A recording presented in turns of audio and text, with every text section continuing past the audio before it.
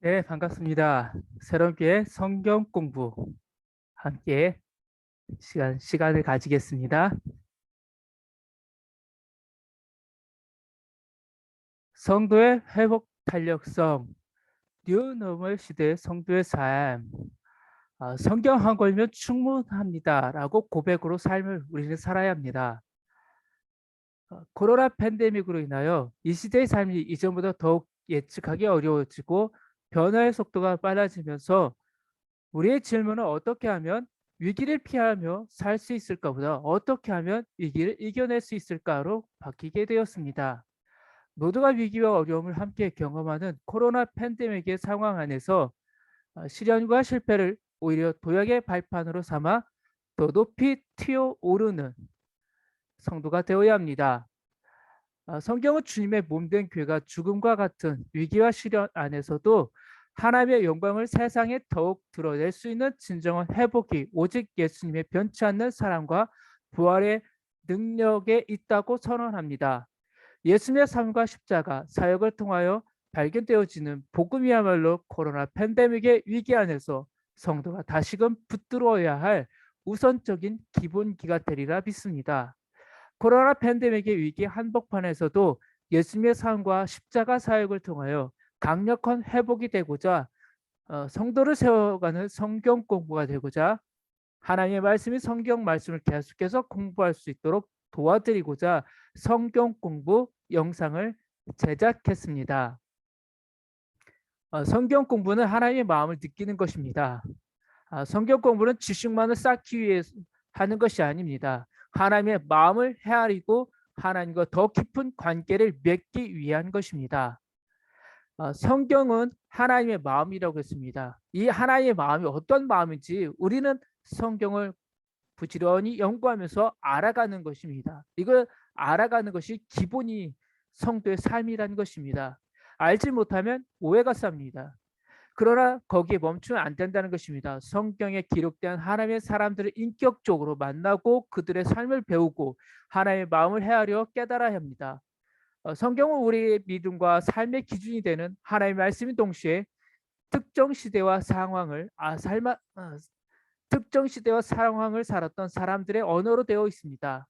성경을 공부하거나 성경 통독하면서 바로 이 사실을 확인해가고 하나님께서 오늘 우리를 통해 성경 말씀에 새로이 부여하시는 의미와 생명력을 파악할 수 있다면 이는 진정한 성경 공부이자 성경 통독이 되는 것입니다. 결국 성경 66권은 예수 그리스도의 십자가 원 스토리입니다. 성경 공부 영상으로 하시고 문자나 카톡으로 몇 월 며칠 성경 공부 영상으로 하셨다고 문자만 남겨주시면 성경 공부, 교회 성경 공부 출석으로 인정하고 기록하겠습니다. 우리의 걸음이 이렇듯 진정한 회복 탄력성의 이유이자 필요 충분 조건이 되어주시는 예수님의 삶과 리더십을 다시 붙들고 걸어가기 시작할 때 하나님의 진정한 회복과 보수하심이 성경 한 권이면 충분하다는 믿음을 가진 성도들과 가정 안에 풍성한 하나님의 나라의 열매들로 드러날 수 있기를 소망합니다. 자, 시작하겠습니다. 먼저 8월 1일, 2021년 8월 1일 성경 공부 문제입니다. 첫 번째, 가로 안에 알맞은 말을 넣으세요. 1번, 마가복음 6장에 있는 말씀입니다. 떡을 먹은 누구누구는 5천 명이었더라. 예, 마가복음 6장은 우리가 보시기에는 어떠한 내용이라고 생각하십니까? 떡을 먹은 남자, 예, 남자입니다. 예. 당시에는 우리가 다 아다시피 이때 당시에는 남자를 통해서 기준을 잡았다라는 것입니다. 마가복음 4장에서 6장은 고백입니다. 난 예수가 좋다. 오늘 예수님께서 온종일 사람들을 가르치시고 해가 저물자 제자들에게 바다 저편으로 건너가자고 말씀하셨습니다. 그런데 갈릴리 바다를 건너가는 도중 광풍이 일어나 배에 물이 들어오기 시작했습니다. 배가 가라앉을 만큼 물이 차고 큰 파도가 치고 배가 흔들리는데도 예수님께서는 깊이 주무시고 계셨습니다.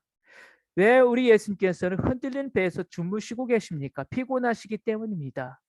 온종일 수많은 사람을 향해 목이 쉬도록 가르치시고 또 밤에는 많은 병자를 고쳐주셨으니 피곤하실 수밖에 없습니다. 이때 큰 광풍으로 심히 두려운 제자들이 결국 예수님을 깨우자 예수님께서는 바람과 바다를 꾸짖어 잔잔하게 하십니다. 그러자 제자들은 그가 누구이기에 바람과 바다도 순종하는가라며 놀라워합니다. 그런데 예수님께서 그 밤에 그렇게 풍랑을 뚫고 바다를 건너가서까지 만난 사람은 거라사 지방의 한 귀신 들린 사람이었습니다. 예수님께서는 그 피곤하신 와중에 한 영혼을 고쳐주시려고 배를 타고 그곳까지 가신 것입니다.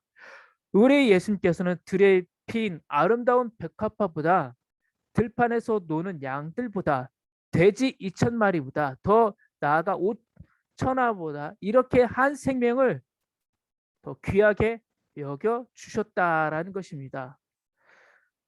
그리고 이어서 나오는 것이 5천 명의 사건입니다.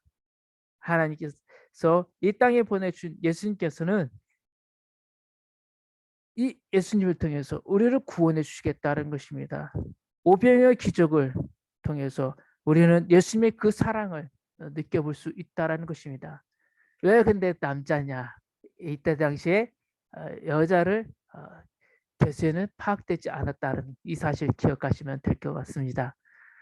두 번째는 마가복음 7장에 있는 문제입니다. 그의 제자 중 몇 사람이 부정한 손 곧 씻지 아니한 뭐뭇으로 먹는 것을 보았더라. 예, 마가복음 7장 2절의 말씀입니다. 무엇일까요?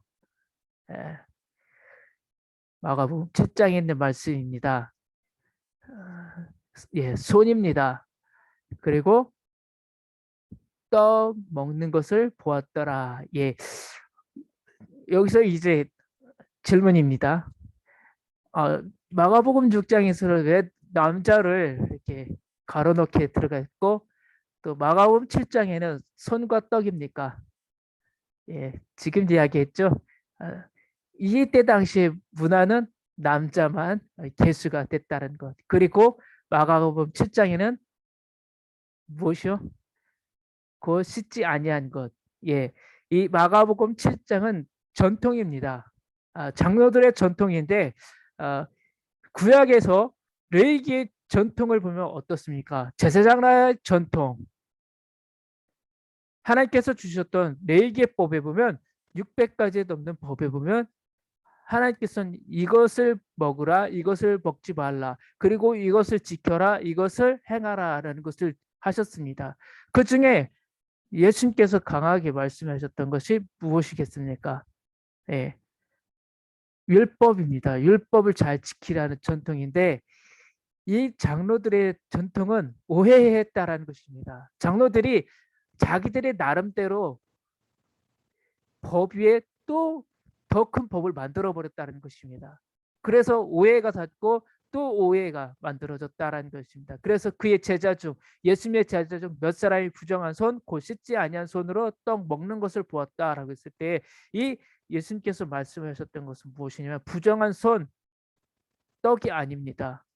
오해했던 장로들의 마음을 그들의 마음을 깨우쳐 주시려고 했던 마가복음 7장이라는 것입니다. 예. 마가는 이것을 기록한 것입니다.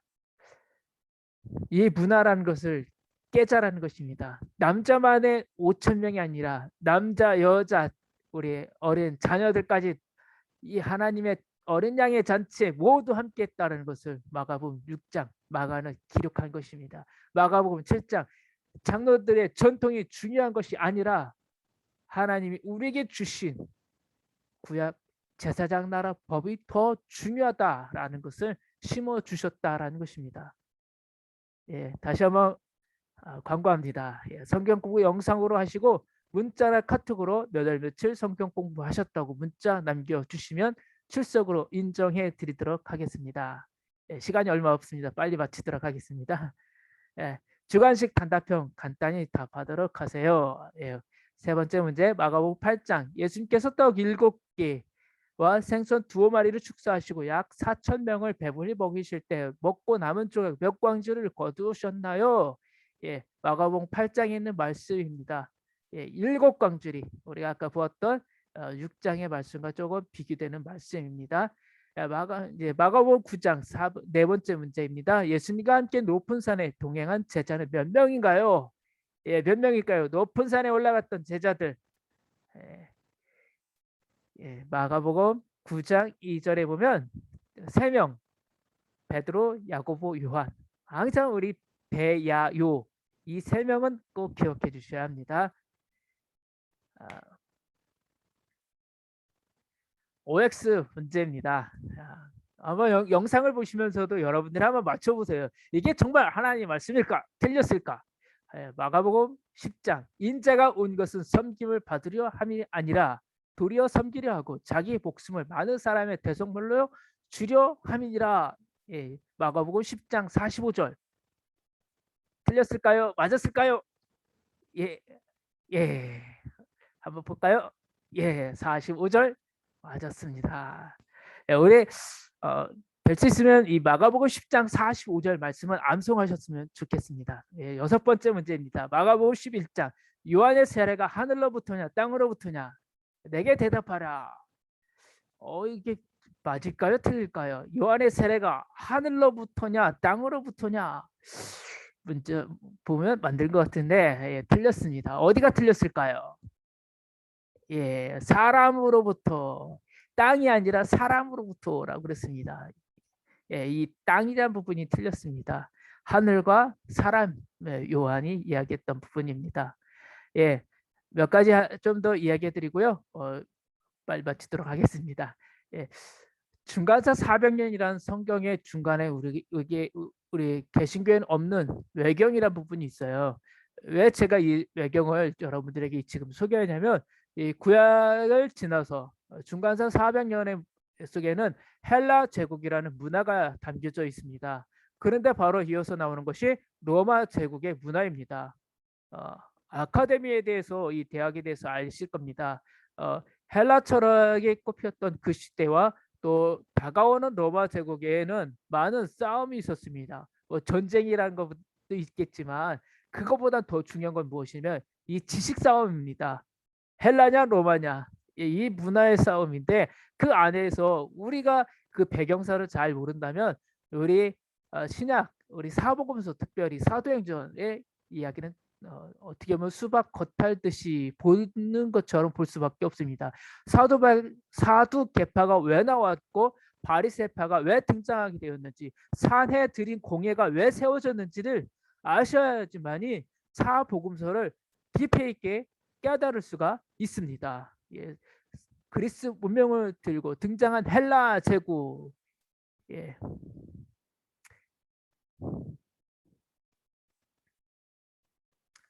객관식입니다. 마지막 문제입니다. 예.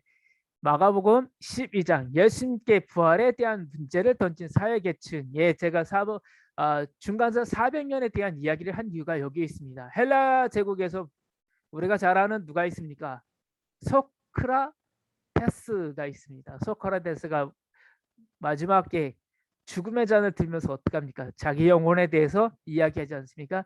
우리가 이 부활에 대한 이 소크라테스의 그 철학을 조금 더 아셔야지만 이 부활의 의미, 왜 예수님께서 부활의 첫 열매가 되어 주셨었고 또 우리가 왜 또 부활의 두 번째, 세 번째 열매가 될 수 있는지, 그리고 이 사람들이 왜 오해했을 밖에 없는지를 알 수 있다는 것입니다.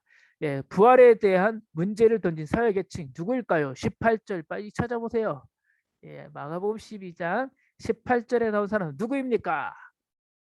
첫 번째 사두개인들, 두 번째 세리들, 세 번째 바리새인들, 네 번째는 제자들. 누가 이 부활에 대한 문제를 던졌습니까? 18절 12장 18절 말씀해 보면 부활이 없다는 사두개인들이 예수께 와서 부활에 대해서 말하는 장면이 나옵니다. 예, 정답은 1번 사두개인들이라는 것입니다. 예, 성경 한 권이면 충분합니다. 예, 몇 가지만 설명해 드리고 3분 안에 마치도록 하겠습니다. 유대 분파에 대해서 잠깐 설명해 드릴게요. 안티오쿠스 4세의 박해에 대항하기 위해 시작된 마카비 혁명의 중간서 400년에 나오는 이야기들입니다. 이것이 신약에 들어가기 전에 있었던, 예수님이 오기 전에 있었던 이야기들입니다. 이 사건을 우리가 좀 알아야지만이 이 사복음서를 우리가 이해하는 데 많은 도움이 될 수 있습니다. 예, 이 마카비 혁명을 통해서 유대에는 세 부류 나눠졌습니다. 하나는 사두개파, 하나는 바리새파, 하나는 엘세네파로 나눠져 있습니다. 바리새파 사람들이 주로 경제적 중산층의 사람들이라면 사두개파 사람들은 부유한 귀족층과 예루살렘에서 막강한 세력을 가진 제사장 계급의 사람들이었습니다. 또 에세네파, 율법에 대해서는 바리새파와 함께 엄격했으나 세상과 등지고 은둔 생활을 했습니다. 예, 광야에 나가서 생활을 했습니다. 그래서 성경에는 혹시 예수님이 오기 전에 예수님보다 먼저 앞섰던 세례 요한이 이런 사람은 아닐까라는 사람들도 있습니다. 그러나 정확한 기록은 없습니다. 유대는 이외에도 열심당원이라고 해서 제롯 땅이라는 사람도 있었다는 것. 이 사람들에 대해서 우리가 알아야지만이 예수님을 왜 자꾸 옆에서 예수님이 전하는 복음을 방해했는지 알 수 있다는 것입니다. 사람이 아까 이야기했죠. 오해하면 안 되는데 오해할 수밖에 없는 이유. 성경을 제대로 읽지 않았기 때문입니다. 성경 한 권이면 충분한데 자꾸만 엉뚱한 것을 보았기 때문인 것입니다. 우리가 성경 한 권을 충분히 읽고 묵상하다 보면 하나님이 우리에게 주신 이 말씀을 통해서 이 위기를 잘 지혜롭게 극복할 수 있을 것입니다. 예수님 탄생과 로마 제국의 세금 정책에 대해서 나중에 좀 이야기해 드리겠습니다. 그리고 시리아 헬라 제국 세르커스 왕조의 헬라 강요 정책에 대해서 우리가 좀 더 아셔야지만이 성경을 더 재미있고 하나님 말씀이 풍성한 열매로 맺힐 수가 있을 것입니다. 안티오쿠스 4세는 우리 신약에 나오는 배경과 조금 연관되어 있는 사람입니다. 유대인 마카비 혁명, 여러분들이 이게 역사를 조금 아셔야지 재밌을 것입니다. 그리고 또 수전절이 이때 나왔다라는 거 기억해 주시면 좋겠습니다. 예. 너 이 성경 한 권이면 충분하다는 믿음으로 이 하루를 시작하고 마쳤으면 좋겠습니다. 성경에는 하나님의 법, 하나님의 국률, 하나님의 기적이 들어있습니다. 성경 말씀을 통하여 믿음이 튼튼한 밑바탕 위에 세워지고 하나님의 풍성하시고 복과 은혜가 넘치는 믿음 생활이 되길 소망합니다. 예, 오늘도 성경 공부 함께 해주신 여러분들 감사합니다.